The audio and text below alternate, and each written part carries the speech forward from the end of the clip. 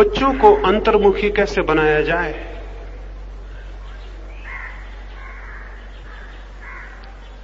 पहली तो बात यह है कि बच्चों को कैसा बनाया जाए, इसकी बजाय हमेशा ये सोचना चाहिए खुद को कैसा बनाया जाए। हमेशा हम ये सोचते हैं कि दूसरों को कैसा बनाया जाए, और मैं ये भी आपसे कहूं कि वही व्यक्ति ये पूछता है कि दूसरों को कैसे बनाया जाए जो खुद ठीक से बनने में असमर्थ रहा है।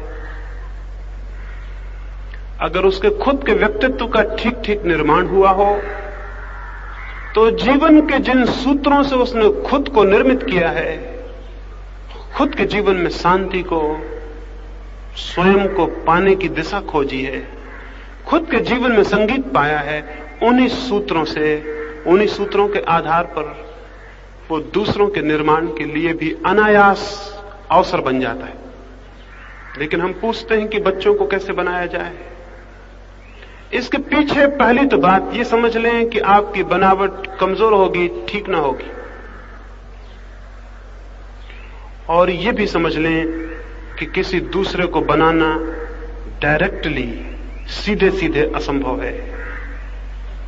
हम जो भी कर पाते हैं दूसरों के लिए वो बहुत इनडायरेक्ट, बहुत परोक्ष, बहुत पीछे के रास्ते से होता है, सामने के रास्ते से नहीं।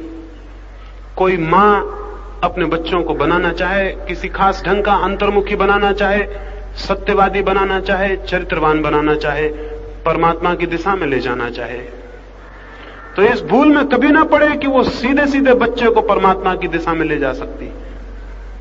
क्योंकि जब भी हम किसी व्यक्ति को किसी दिशा में ले जाने लगते हैं, उसका अहंकार, उस व्यक्ति का अहंकार, चाहे वो छोटा बच्चा ही क्यों ना हो, हमारे विरोध में खड़ा हो जाता। क्योंकि दुनिया में कोई भी घसीटा जाना पसंद नहीं करता, छोटा बच्चा भी नहीं करता। जब हम उसे ले जाने लगते हैं कहीं और कुछ बनाने लगते हैं, तब उसके भीतर उसकी अहंता, उसका अहंकार, उसका अभिमान हमारे विरोध में खड़ा हो जाता है। वो सख्ती से इस बात का विरोध करने लगता है, क्योंकि ये बात उसे आक्रामक, एग्रेसिव मालूम पड़ती। इसमें आक्रमण है और इस आक्रमण का वो विरोध करने लगता है। छोटा बच्चा है, जैसे उससे बनता है वो विरोध करता है। जिस जिस बात के लिए इंकार किया जाता है वही वही करने को उत्सुक होता है। जिस जिस बात से निषेध किया जाता है वही वही जाता है। जिन जिन रास्तों पर रुकावट डाली जाती है वही रास्ते उसके लिए आकर्षक हो जाते हैं। फ्रायड एक बड़ा मनोवैज्ञानिक हुआ, अपनी पत्नी और अपने बच्चे के साथ एक दिन बगीचे में घूमने गया। जब सांझ को वापस लौटने लगा, अंधेरा गिर गया, तो देखा दोनों ने कि बच्चा कहीं नदारत है। फ्रायड की पत्नी घबराई, उसने कहा कि बच्चा तो साथ नहीं है, कहां गया? बड़ा बगीचा था, मीलों लंबा, अब रात को उसे कहां खोजेंगे? फ्रायड ने क्या कहा? उसने कहा, तुमने उसे कहीं जाने को वर्जित तो नहीं किया था, कहीं जाने को मना तो नहीं किया था? उसकी स्त्री ने कहा, मैंने मना किया था, फवारे पर मत जाना। तो उसने कहा, सबसे पहले फवारे पर चल के देख लें, 100 में 99 मौके तो ये हैं कि वो वहीं मिल जाए, एक ही मौका है कि कहीं और हो। उसकी पत्नी चुप रही, जाकर देखा वो फवारे पर पैर लटकाए हुए बैठा हुआ था। उसकी पत्नी ने पूछा कि ये आपने कैसे जाना? उसने कहा, तो सीधा गणित है। माँ बाप जिन बातों की तरफ जाने से रोकते हैं वे बातें आकर्षक हो जाती हैं। बच्चा उन बातों को जानने के लिए उत्सुकता से भर जाता है कि जाने। जिन बातों की तरफ माँ बाप ले जाना चाहते हैं, बच्चे की उत्सुकता समाप्त हो जाती है, उसका अहंकार जग जाता है, वो रुकावट डालता है, वो जाना नहीं चाहता। आप ये बात जान के हैरान होंगी कि इस तथ्य ने आज तक मनुष्य के समाज को जितना नुकसान पहुंचाया है किसी और ने नहीं। क्योंकि माँ बाप अच्छी बातों की तरफ ले जाना चाहते हैं, बच्चे का अहंकार अच्छी बातों के विरोध में हो जाता है। माँ बाप बुरी बातों से रोकते हैं, बच्चे की जिज्ञासा बुरी बातों की तरफ बढ़ जाती। माँ बाप इस भांति अपने ही हाथों अपने बच्चों के शत्रु सिद्ध होते हैं। इसलिए शायद कभी आपको यह ख्याल ना आया हो कि बहुत अच्छे घरों में बहुत अच्छे बच्चे पैदा नहीं होते, कभी नहीं होते। बहुत बड़े बड़े लोगों के बच्चे तो बहुत निकम्मे साबित होते हैं। गांधी जैसे बड़े व्यक्ति का एक लड़का शराब पिया, मांस खाया, धर्म परिवर्तित किया, आश्चर्यजनक है। क्या हुआ ये? गांधी ने बहुत कोशिश की उसको अच्छा बनाने की, वो कोशिश दुश्मन बन गई। तो एक बात तो ये समझ लें कि जिसको भी परिवर्तित करने का ख्याल उठे, पहले तो स्वयं का जीवन उस दिशा में परिवर्तित हो जाना चाहिए। तो आपके जीवन की छाया, आपके जीवन का प्रभाव बहुत अनजान रूप से बच्चे को प्रभावित करता है। आपकी बातें नहीं, आपके उपदेश नहीं, आपके जीवन की छाया बच्चे को परोक्ष रूप से प्रभावित करती है और उसके जीवन में परिवर्तन की बुनियाद बन जाती। और दूसरी बात, बच्चे को कभी भी दबाव डालकर, आग्रह करके किसी अच्छी दिशा में ले जाने की कोशिश मत करना। वही बात अच्छी दिशा में जाने के लिए सबसे बड़ी दीवार हो जाएगी।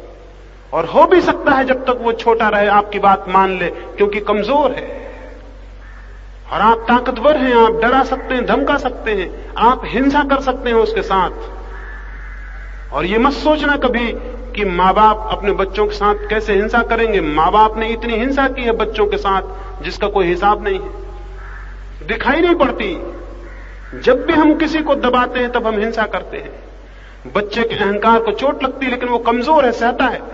आज नहीं कल जब वो बड़ा हो जाएगा और ताकत उसके हाथ में आएगी, तब तक आप बूढ़े हो जाएंगे, तब आप कमजोर हो जाएंगे, तब वो बदला लेगा। बूढ़े माँ बाप के साथ बच्चों का जो दुर्व्यवहार है उसका कारण माँ बाप ही है। बचपन में उन्होंने बच्चों के साथ जो किया है, बुढ़ापे में बच्चे उनके साथ करेंगे। इसलिए भूल के भी दबाव मत डालना, भूल के भी जबरदस्ती मत करना, भूल के भी हिंसा मत करना। बहुत प्रेम से, अपने जीवन के परिवर्तन से, बहुत शांति से, बहुत सरलता से बच्चों को सुझाना, आदेश मत देना। ये मत कहना कि ऐसा करो, क्योंकि जब भी कोई ऐसा कहता है ऐसा करो, तभी भीतर ये ध्वनि पैदा होती है सुनने वाले की कि नहीं करेंगे। ये बिल्कुल सहज है। उससे ये मत कहना ऐसा करो, उससे यही कहना कि मैंने ऐसा किया और आनंद पाया। अगर तुम्हें आनंद पाना हो तो इस दिशा में सोचना। उसे समझाना, उसे सुझाव देना, आदेश नहीं, उपदेश नहीं। उपदेश और आदेश बड़े खतरनाक सिद्ध होते हैं। उपदेश और आदेश बड़े अपमानजनक सिद्ध होते हैं। छोटे बच्चे का बहुत आदर करना, क्योंकि जिसका हम आदर करते हैं उसको ही केवल हम अपने हृदय के निकट ला पाते हैं।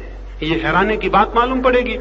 हम तो चाहते हैं कि छोटे बच्चे बड़ों का आदर करें, हम उनका कैसे आदर करें? लेकिन अगर हम चाहते हैं कि छोटे बच्चे आदर करें मां बाप का, तो आदर देना पड़ेगा। यह असंभव है कि मां बाप अनादर दें और बच्चों से आदर पालें। यह असंभव है। बच्चों को आदर देना जरूरी है और बहुत आदर देना जरूरी। उगते हुए अंकुर हैं, उगता हुआ सूरज है।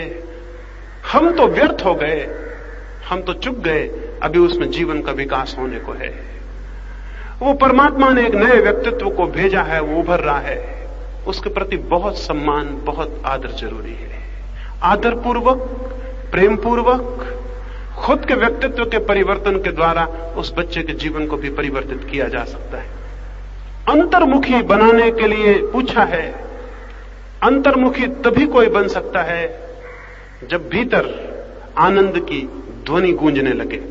हमारा चित्त वहीं चला जाता है जहां आनंद होता है। अभी मैं यहां बोल रहा हूं, अगर कोई वहां एक वीणा बजाने लगे और गीत गाने लगे, तो फिर आपको अपने मन को वहां ले जाना थोड़ी पड़ेगा, वो चला जाएगा। आप अचानक पाएंगे कि आपका मन मुझे नहीं सुन रहा है, वो वीणा सुनने लगा।